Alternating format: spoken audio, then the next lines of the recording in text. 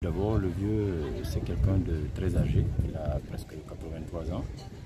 Il était malade depuis un bon moment, mais depuis l'arrestation de mon grand frère aussi, ça a occasionné beaucoup de stress à son niveau. Tout dernièrement même, je le parlais par rapport à mon grand frère pour lui dire qu'il ne devait pas tomber malade, parce que le grand frère est en prison et tout ça. Donc ça l'a même fait pleurer ces 2 derniers jours. Donc on était dans ça, il y a de cela plus de 10 jours. Donc c'est un petit peu ça, quoi. Et c'est ça, dans ça il est décédé.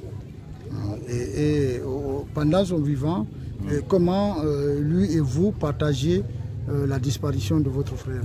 Bon, on en parlait souvent parce qu'il me demandait souvent quelle est la situation des Bilo, quand est-ce qu'ils vont sortir et tout ça.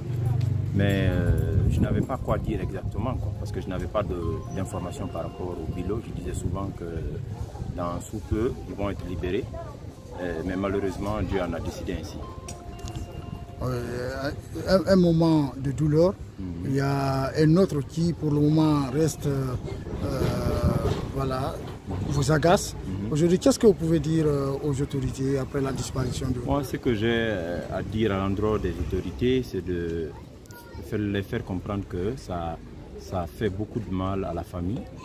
Je me rappelle encore le jour du décès de la maman de Founike. Founike était en prison.